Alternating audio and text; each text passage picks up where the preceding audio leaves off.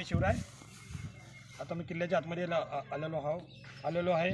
आता माझ्या पाठीमागे बघायला तर किल्ल्याचं हे बऱ्यापैकी काम चालू आहे आता.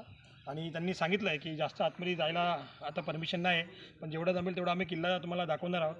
किल्ल्याचा इतिहास बघितला तर महाराजांनी दक्षिण मोहिमेच्या वेळेस हा किल्ला ताब्यात घेतला आणि हा ताब्यात घेतल्याच्यानंतर महाराजांनी किल्ल्याचं जे बांधकाम केलं, महाराजांचं जे इंजिनियर होते रुद्राजी साळवी, त्यांनी या किल्ल्याचं बांधकाम केलेलं आहे. जुन्या बांधकामाला काय हात न लावता नवीन बांधकाम, सुंदर कलाकृती, सुंदर प्रवेशद्वार, सुंदर किल्ल्यांचे बुरुजांची रचना त्यांनी केलेली आहे.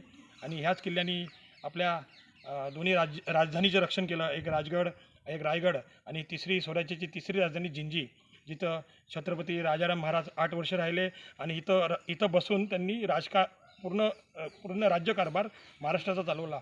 आणि जेव्हा जुल्फिकार खान नावाचा सरदार त्यांना इकडं पकडायला आला, तोही महाराजांना पकडू शकला नाही.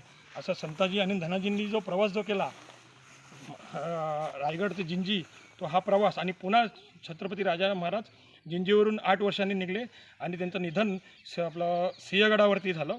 तर तुम्ही नक्कीच सिंहगड ते राजगड हे जिंजीचं एक वेगळं आकर्षण आम्हाला वाटतं, म्हणून आज आम्ही जिंजीला आलो आहोत.